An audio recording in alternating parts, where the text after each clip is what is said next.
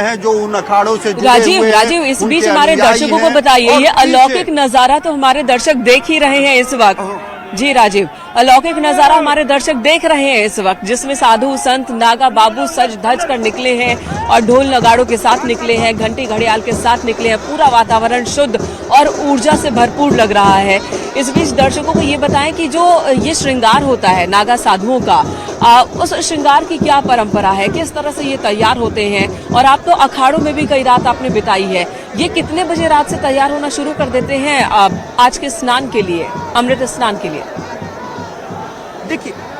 देखिए इस दिन का ये 12 वर्षों तक इंतजार करते हैं महाकुंभ का, और इसीलिए जब ये मौका आता है तो ये बेहद जोश उत्साह आस्था विश्वास के साथ जो उनकी परंपरा है नागाओं की, उस परंपरा का निर्वहन करते हुए आप देख रहे हैं कि इस वक्त ये आगे बढ़ते हैं। आज अमृत स्नान के दिन ब्रह्म मुहूर्त से ये अपने अखाड़ों में जो भभूत होती है, जो धुनी होती है, उसकी राख से ये अपने सज्जा को सजाते हैं, अपने शरीर को सजाते हैं। और जो तमाम अखाड़ों के चिन्ह हैं आप देख सकते हैं कि जो हाथों में हथियार होता है उनको लेकर ये आगे बढ़ते हुए नजर आते हैं। आप देख सकते हैं कि किस दिव्यता और भव्यता के साथ इस वक्त एक करके जो ये अखाड़ा है उसके महामंडलेश्वर इन रथों पर सवार होकर आगे बढ़ते हुए नजर आ रहे हैं, और आगे बढ़कर संगम में पहुंचकर ये स्नान करेंगे और उसके बाद तय मार्ग से वापस जाएंगे। इस दौरान सबसे पहले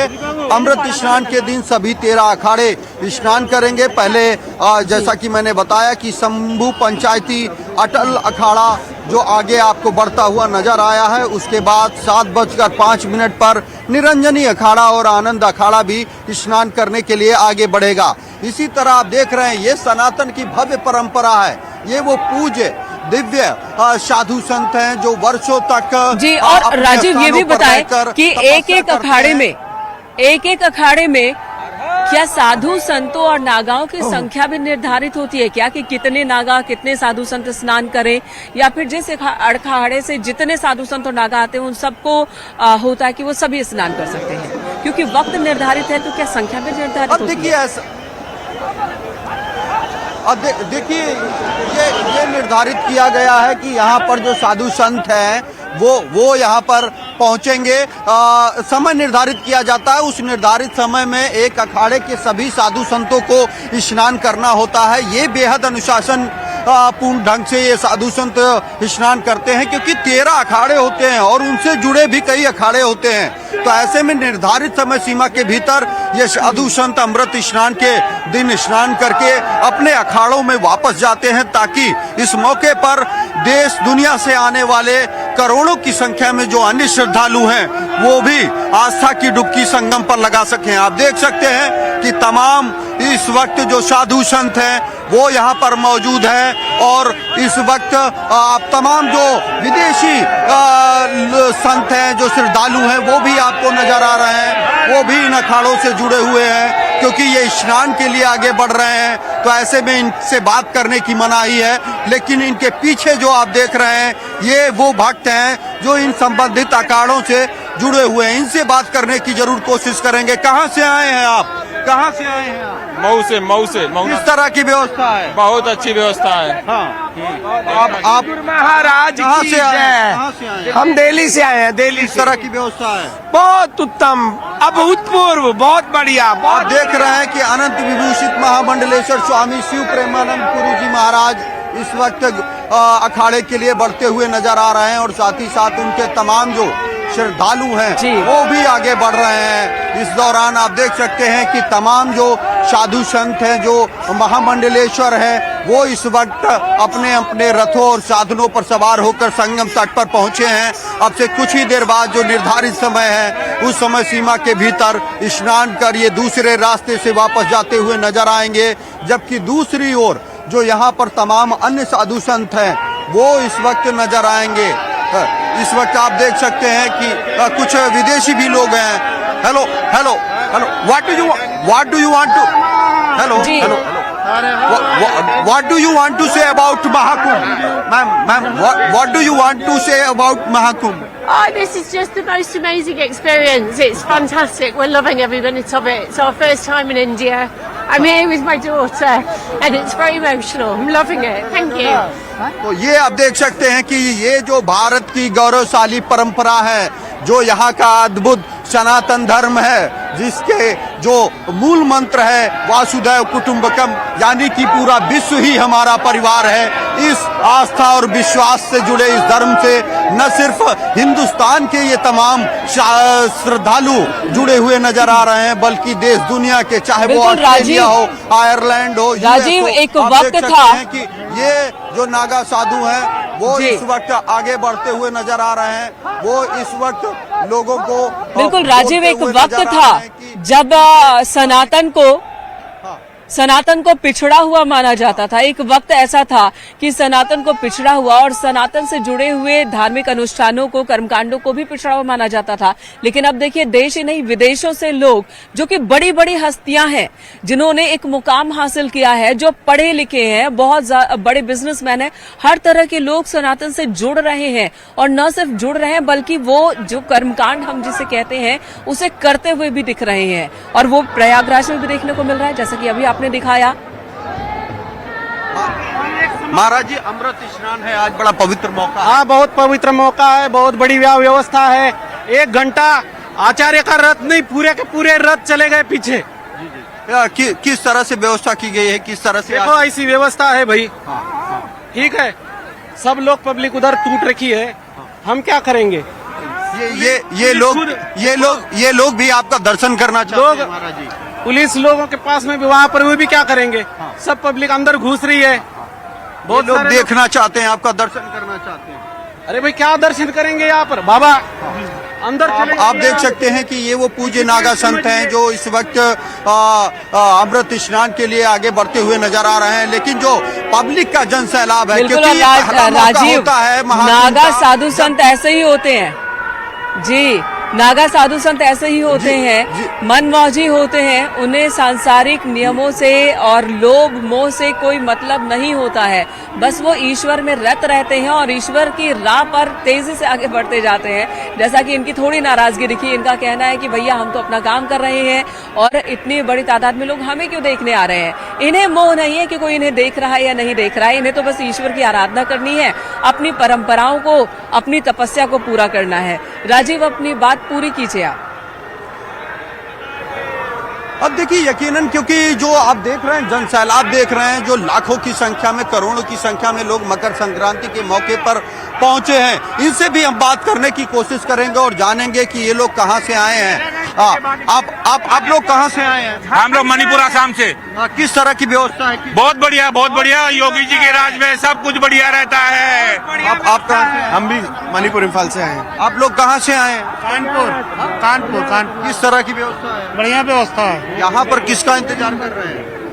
साधुओं का, सन्यासियों का। तो आप देख रहे हैं ये साधु और सन्यासियों का जो इंतजार है, ये 12 वर्ष बाद, क्योंकि 144 वर्ष बाद जो शुभ संयोग, दुर्लभ संयोग बना है, उसमें इस महाकुंभ 2025 का आयोजन किया जा रहा है। ऐसे में ये जो साधु संत हैं, ये आम दिनों में जनमानस को नहीं मिलते हैं, ये नजर नहीं आते हैं, क्योंकि ये अपने तप और तपस्या में लीन रहते हैं। कोई साधु हिमालय से आया है, तो कोई साधु उत्तराखंड, हिमाचल की वादियों से आया, वहां पर रहकर, वहां पर पहाड़ियों पर रहकर, कोई केदारनाथ से है, कोई बद्रीनाथ से है, उसमें तप करते हैं। और इन्हीं मौकों पर जब अर्धकुंभ, कुंभ और महाकुंभ होता है, तभी ये सांसारिक लोगों के बीच में आते हैं, उनको दर्शन देते हैं। तब जो लोग हैं वो नागाओं की इस रहस्यमयी दुनिया को, कि किस तरह से वो साधना करते हैं, किस तरह से वो रहते हैं, इन सब चीजों को देख पाते हैं। और यही कारण है कि लाख मनाही के बावजूद आप देख सकते हैं कि जो करोड़ों की संख्या में श्रद्धालु पहुंचे हैं, वो इस वक्त अपना स्नान छोड़कर इन नागाओं और पूज्य संतों का दर्शन करने के लिए बीते कई घंटों से कतारबद्ध ढंग से खड़े हुए हैं। आप देख रहे हैं कि ये जो साधु चल रहे हैं, इनके पीछे जो ये आम लोग चल रहे हैं, ये उनके भक्त हैं, ये उनके जो फॉलोअर्स हैं। इसके साथ ही साथ आप देख रहे हैं कि एक के बाद एक जो महामंडलेश्वर हैं, वो आगे बढ़ते हुए नजर आ रहे हैं। एक अखाड़े में कई महामंडलेश्वर होते हैं, उनके मुख्य मंडलेश्वर भी होते हैं और उसी के तहत आप देख रहे हैं कि इन अखाड़ों से कई जो यहाँ पर समाज सेवी संगठन है वो भी जुड़े होते हैं। जो आप देख रहे हैं कि रामेश्वर आश्रम सेवा चैरिटेबल ट्रस्ट के ये लोग हैं जो इस अखाड़े से जुड़े हैं और जब इनके पूज्य साधु संत अमृत स्नान के लिए संगम पर पहुंचे हैं तो ये भी उनके साथ यहाँ पर पहुंचे हैं। इसी तरह आप देख रहे हैं कि कितने अनुशासन के साथ एक के बाद एक जो पूज्य साधु संत हैं वो इस रूट पर जो संगम स्नान के लिए निर्धारित किया गया है, आज मकर संक्रांति के पहले अमृत स्नान के मौके पर वो उस रूट पर चलते हुए नजर आ रहे हैं और साथ ही साथ आस्था, श्रद्धा और विश्वास को लेकर इस कड़कड़ाती ठंड में पहुंचे यहाँ पर लाखों लोग भी इन साधु संतों के दर्शन को लेकर बेताब नजर आ रहे हैं। कुछ लोग हमारे साथ मौजूद हैं जिससे हम बात करने की भी कोशिश करेंगे और जानेंगे कि वो लोग कहाँ से आए हैं और क्या कब पहुंचे हैं। कहाँ से आप लोग आ रहे हैं? जम्मू कश्मीर से। जम्मू कश्मीर से आए, कैसा लग रहा है? बहुत बहुत अच्छा लग रहा है, बहुत अच्छा लग रहा है। इस तरह के अरेंजमेंट है? बहुत बहुत बढ़िया अरेंजमेंट है, बहुत बढ़िया अरेंजमेंट है। आप क्या कह रहे हैं? बहुत अच्छा अरेंजमेंट है, योगी जी ने बहुत अच्छा किया। योगी जी ने बहुत अच्छा किया। आप भी आए हैं? आप देख रहे हैं चाहे बच्चे हों चाहे बड़े हों बूढ़े हों, जम्मू कश्मीर, हरियाणा, पंजाब, उत्तराखंड, हिमाचल, उत्तर प्रदेश जैसे जो देश के विभिन्न राज्य हैं, आसाम और नॉर्थ ईस्ट, सभी जो श्रद्धालु हैं इस सनातन की भव्य और दिव्य परंपरा को देखने के लिए महाकुंभ 2025 का साक्षी बनने के लिए इस प्रयागराज में पहुंचे हैं। और आप देख सकते हैं कि एक सनातन का जो दिव्य भव्य स्वरूप है, जो परंपरा है, वो यहाँ पर नजर आ रही है। ये बेहद दुर्लभ है क्योंकि 12 वर्ष बाद ये मौका मिलता है देश के सनातन के जो धर्मावलंबी हैं उनको इस महाकुंभ में शामिल होने के लिए। इसीलिए इस पल क्षण का ये लोग एक लंबे समय से इंतजार करते हैं और जब ये मौका आता है तो ये कोई भी पल नहीं छोड़ना चाहते जब इन साधु संतों का दर्शन मिल सके, उनका आशीर्वाद मिल सके। आप देख सकते हैं कि एक के बाद एक जो पूज्य साधु संत हैं वो अपने रथों पर सवार होकर संगम स्नान के लिए बढ़ते हुए नजर आ रहे हैं। पहले उनका रथ है और उसके पीछे उनके फॉलोअर्स हैं, उनसे जुड़ी संस्थाएं हैं जो समाज सेवा का काम करती हैं।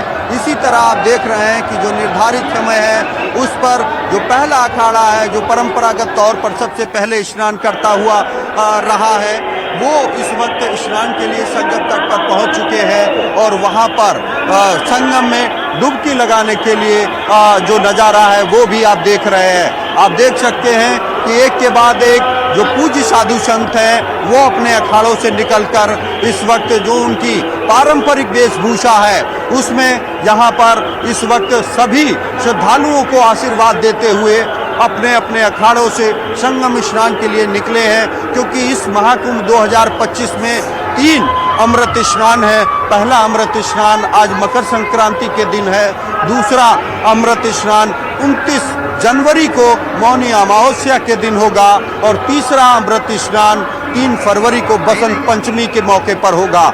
इस महाकुंभ में यूं तो 6 प्रमुख स्नान है जैसा कि 13 वाकई इस महाकुंभ में बहुत कुछ दिव्य है, बहुत कुछ भव्य दिखाई दे रहा है, बहुत कुछ अलग दिखाई दे रहा है, आधुनिक दिखाई दे रहा है।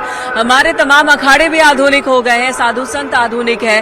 पूरे महाकुंभ को AI से भी पूरे महाकुंभ पर निगरानी रखी जा रही है और जुड़ा हुआ है, AI कनेक्ट भी है महाकुंभ। तो इस तरह से हमारा जो हमारी संस्कृति है, हमारा आध्यात्म वो आधुनिक होता भी दिख रहा है इस महाकुंभ में। राजीव हमारे साथ बने रहे, तस्वीरें लगातार हम दर्शकों को दिखाते रहेंगे। हमारे नागा साधु सन्यासी संत किस तरह से आगे बढ़ रहे हैं बारात की शक्ल में, ढोल नगाड़ों के साथ, घंटी घड़ियाल की आवाज के साथ, और उसके बाद स्नान कर रहे हैं। साथ ही साथ हमारे बहुत ही विशेष मेहमान इस वक्त हमारे साथ जुड़ चुके हैं। आशुतोष वार्ष्णेय जी हैं जो कि ज्योतिषाचार्य हैं, जो कि ये बताएंगे ग्रह नक्षत्र के क्या महत्व होते हैं सनातन परंपरा में, सनातन धर्म में, और मकर संक्रांति इतना अहम क्यों है। बहुत बहुत स्वागत है आपका न्यूज 18 पर। सबसे पहले तो देखिए नागा साधुओं का स्नान शुरू हो चुका है, जो शुभ मुहूर्त उसमें उन्होंने प्रवेश किया, नहाना शुरू हो चुका है, स्नान शुरू हो गया। पूरे साल का इंतजार होता है उनको, कुंभ महाकुंभ का 6 साल फिर 12 साल का इंतजार, तब जाकर ये घड़ी आती है। इस बार तो 144 साल बाद आई जी। तो पहले तो इसका मैं वैज्ञानिक आधार बताना चाहूंगा कि ऐसा क्या है जो 40 करोड़ लोग यहाँ पर खिंचे आ रहे हैं। बिल्कुल, क्योंकि हम लोग इस समय संगम तट पे हैं, त्रिवेणी संगम पे हैं, जहाँ पर गंगा, यमुना और अदृश्य सरस्वती का संगम है। तो इसका वैज्ञानिक आधार ये है कि ये अक्षय क्षेत्र है।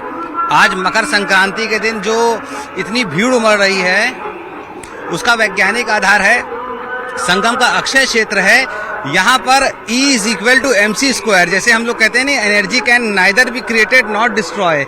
एनर्जी का ट्रांसफॉर्मेशन होता है। तो संगम का जो अक्षय क्षेत्र है, यहाँ पर अगर हम दान करेंगे, स्नान करेंगे, पूजा पाठ करेंगे, तो उससे क्या होगा, हमारे दुख